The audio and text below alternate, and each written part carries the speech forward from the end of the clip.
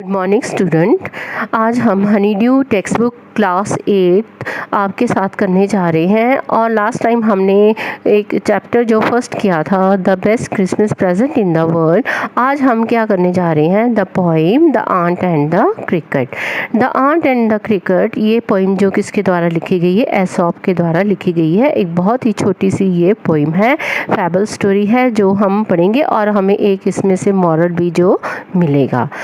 A fable is a story often with animals as characters that conveys a moral.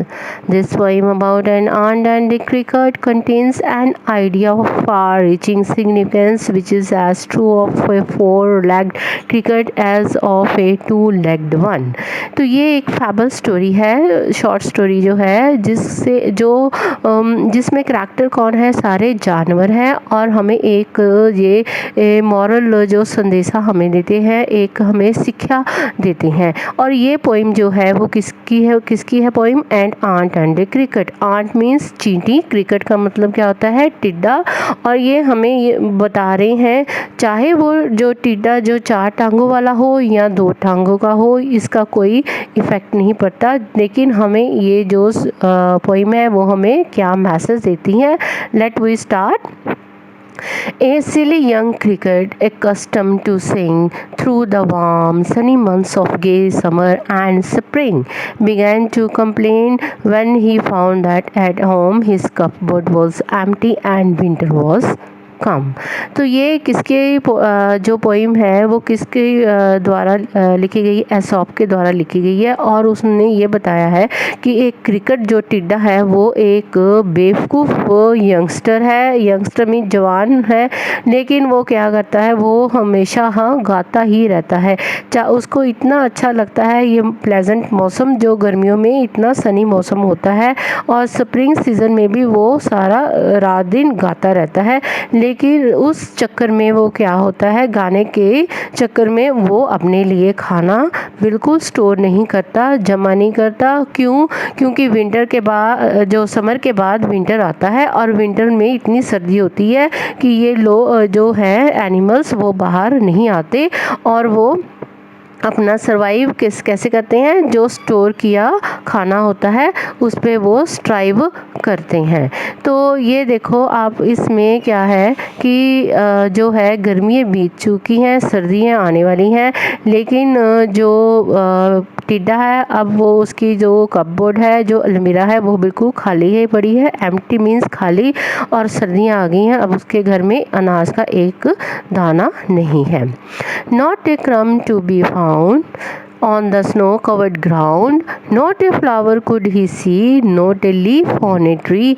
Oh, what will become, says the cricket of me. तो अब क्या है, सर्दी का मौसम आ गया है, बर्फ़ पड़ चुकी है, स्नो बर्फ़ पड़ी है, बर्फ़ से सब कुछ कवर हो चुका है। अब उसके लिए क्या है, उसके लिए एक फूल भी उसे दिखाई नहीं दे रहा, इवन उसको ट्री के ऊपर एक पत्ता भी दिखाई नहीं दे रहा कि वो कैसे उस पर सर्वाइव करेगा, कैसे वो खाना खाएगा। At last by starvation and famine made bold, all dripping with wet and all trembling with cold, away he set off to a miserly ant to see if to keep him alive he would grant. तो अब क्या था कि उसका starvation means भूखमरी होगी। अब famine जैसे सूखा पड़ जाता है, अब वहाँ पे सब तरफ सूखा पड़ चुका है। अब उसकी जो स्टार्वेशन जो है स्टार्ट हो गई है, भूखमरी स्टार्ट हो गई है। क्योंकि जब गर्मियाँ थी तो टिड्डा वो अपने गाने में इतना व्यस्त था और वो किसको एंजॉय करता था, नेचर को एंजॉय करता था। अब क्या हो गया कि अब उसके पास खाने के लिए कुछ भी नहीं है। Trembling with cold trembling means कांपना, सर्दी से इतना उसको जो है वो कंबनी छिड़ चुकी है, वो कांप रहा है इतनी बुरी तरह से।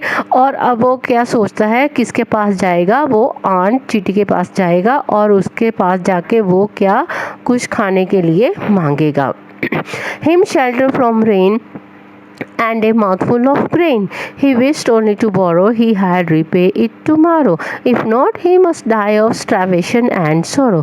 तो वो जो टिड्डा है वो चींटी के पास जाके एक बहुत ही उसको प्रार्थना करता है, उससे हाथ जोड़ के बोलता है कि मुझे माउथफुल होता है, मुट्ठी भर ग्रेन दे दो, खाना वीट दे दो, थोड़ा से अनाज दे दो, मुझे मुट्ठी भर अनाज दे दो और मैं तुम्हें इसको जब मेरे पास होगा तो मैं तुम्हें ये वापस कर दूंगा। अगर तुम मुझे नहीं दोगे तो मैं भूख से मर जाऊंगा।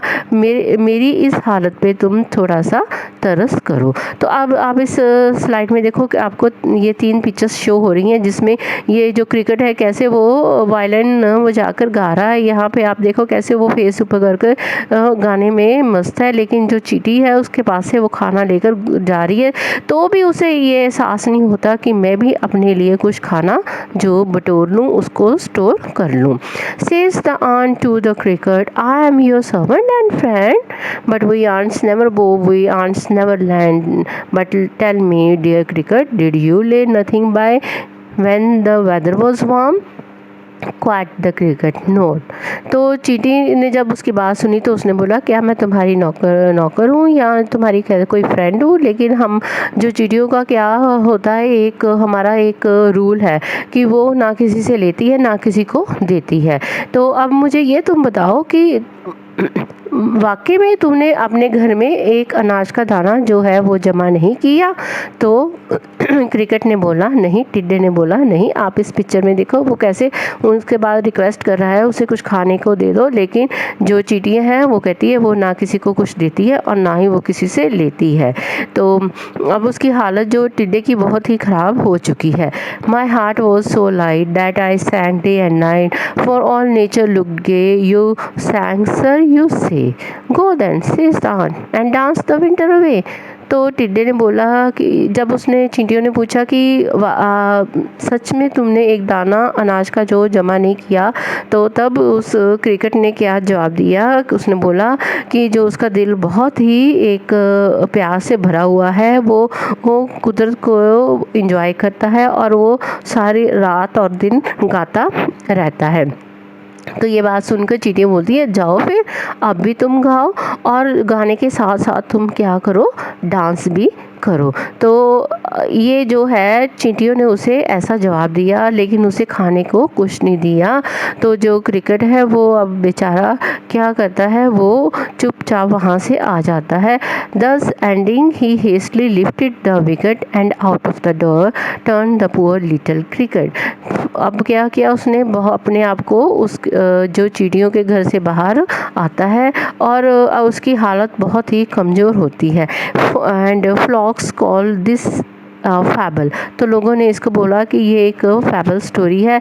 I will warrant it true. तो मैं ये जहाँ पे लेखक हमें बता रहा है कि some crickets have 4 legs and some have 2। चाहे उसकी 4 टांगे हो चाहे उसकी 2 टांगे हो, लेकिन जो उसका नेचर क्या है क्रिकेट का, उसका नेचर है गाना और कुदरत के जो अच्छे अच्छे प्लेजेंट सीन को उसने इंजॉय करना है। लेकिन वो हमें ये समझा रहा है कि हमें अब किसी के ऊपर डिपेंडेंट नहीं होना चाहिए और हमें अपना काम जो वो खुद करना चाहिए। तो इसके साथ ये आपकी जो पोइम है the ant and the cricket वो अब फिनिश होती है। थैंक्स।